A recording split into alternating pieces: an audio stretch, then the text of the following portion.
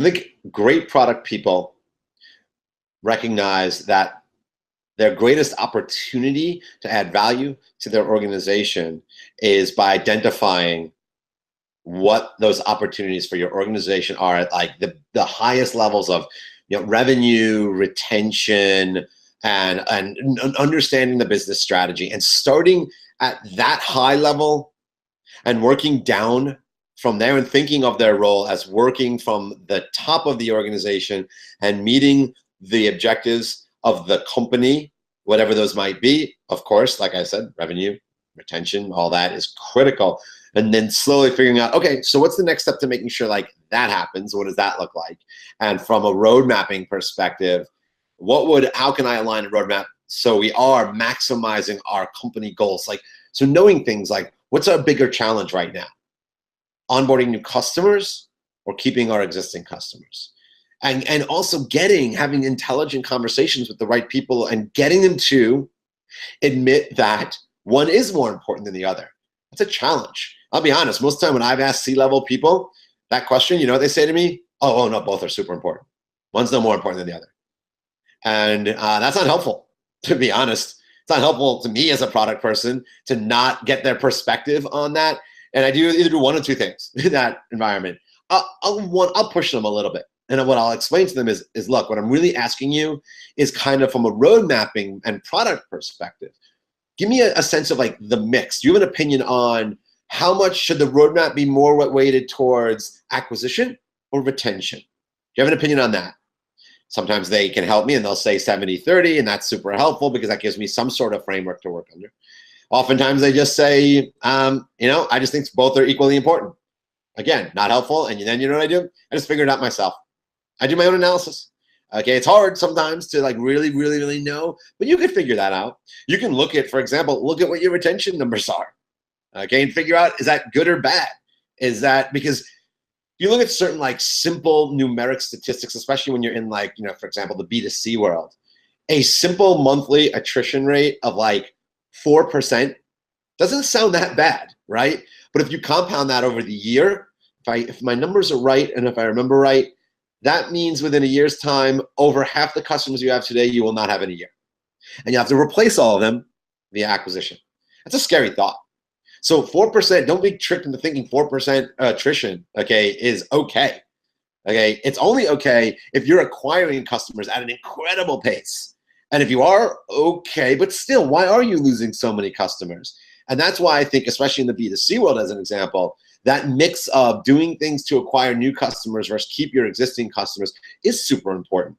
I've rarely had that kind of problem of worrying about retention and that scale in the B2B world, because I've been in the enterprise B2B world where I'm very used to, luckily, and I'll say, and that's why I love I'll tell you right now, I love the B2B SaaS world, because retention rates are usually crazy high.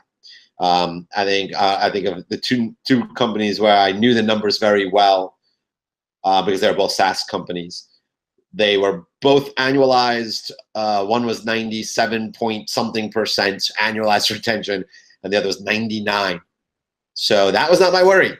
Keeping them around and paying was not my worry. Now, keeping them happy was a worry, because there's a difference between keeping them paying and keeping them happy. And I learned the difference of that at Service Channel, my last full-time gig. Big difference. And why does it matter? Okay, if they're paying, do you really need to care? It's interesting. The answer there is yes, simply because you want them to be reference customers, right? You want any one of your prospects to be able to theoretically call any one of your big customers at any time to see how they feel about you, and hopefully they're going to say great things. That's why it matters. Just, and keep that in mind. So look, great product people. Again, what else are they doing? What makes them great?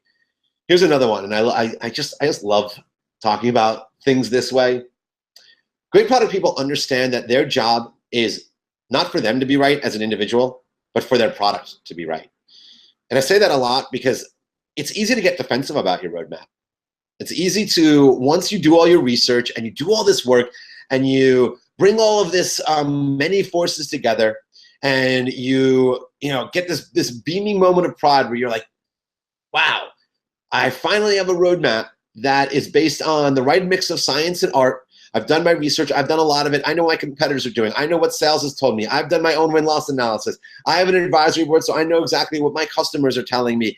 I finally understand my marketplace, not wholly, but well, that they get rigid in their thinking and ego starts to get in the way. And the whole point of being a product person, I'm going to say it again, is it doesn't matter whether you're right.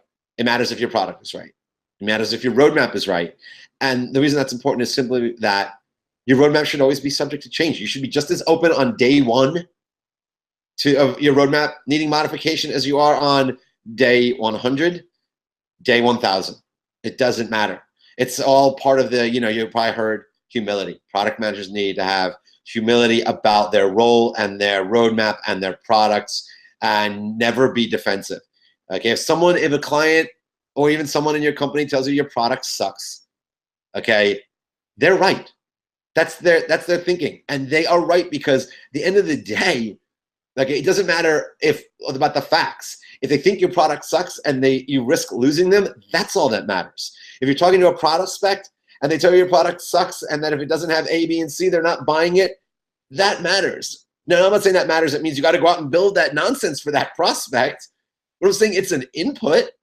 It's certainly an input that you need to think about and not just get defensive. I cannot tell you how many times I've seen a product manager get feedback from anyone, and the first thing they want to do, their first reaction, is to explain why it's not in the product and defend why it's not in the product.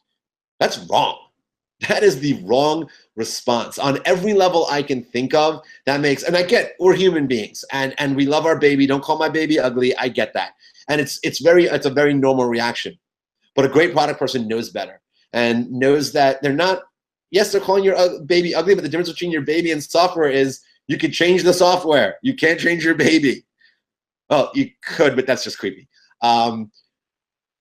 So I think that level of humility and knowing that, taking that feedback of your product is wrong. Your product stinks. Your product is missing something super important. I can't believe it doesn't have it. And you just need to take all that in and accept it as on some level, it always has some level of value. And always be ready to, take that through your vetting process, regardless of, how crazy or reactionary you want to be that they're wrong, and have enough objectivity to put it through the vetting process. And I'm not saying every idea goes through the entire funnel. That's crazy. We don't have that kind of time. Some ideas are this simple. You take 30 seconds to think it through and realize, no, the ROI on that will never hit my roadmap. I know that. And I'm not going to consider it any further than the 30 seconds up here. That's okay once you have your feet firmly, entrenched in your marketplace and your company, and you've been there for a long enough period of time that you have had tons of conversations with the right people, and you have an understanding enough to have that instinct to know and run that quick ROI in your head. That's fine. And that includes the humility. That is having enough humility where that's enough consideration. But sometimes the whole consideration is taking it all the way through the funnel to actually putting it on your roadmap and saying, gosh darn it, thank God I actually listened to that person, because it turns out this is a problem that is very pervasive, costs our customers tons of money, and they're willing to pay a fortune to have it addressed. As that's the opposite end of the feedback you might get. Lastly, just in the event that you are a product person in a management position, meaning you have product people that report to you, I definitely feel that great product people, great product managers, meaning, product managers need to be great mentors. You have to be a teacher at the end of the day. You have to be willing to do that. And I think that's true of any manager, not just in product. But I think it's actually super important in product because, as Jeremy asked an interesting question before about, like, how do you get into the function and that whole thing of I'm new to it, and there is a large influx of new product people coming into the field every day. As a manager, you're going to find yourself needing to hire those people. You can't just hire senior level product people all day long. You likely won't have the budget for that. If you do, great, lucky you, and you can hire geniuses all day long, and I admire you. I've rarely been in that position where I looked at my world and I decided, yes, what I want to do is only hire senior people, and that's all I want to do. And almost every time, once I got to, having, like, let's say 4 or more product people, some of the work I have, some of the products I have, some of whatever the situation may be, I don't need a wizard. I need a junior person. I need someone with 1 year experience. I might even be able to get away with someone with no product experience, but maybe 5 years of semi-relevant work experience, and I'm willing to train them. I'm willing to teach them how to approach the product function. So if you're going to be a great manager of product people, you need to be a great mentor slash teacher. And simply put, the reason for that is it'll put you in a position where you can hire in a more intelligent way. It puts you in that position that you can hire junior people and maximize them and get a lot out of them by being able to train them.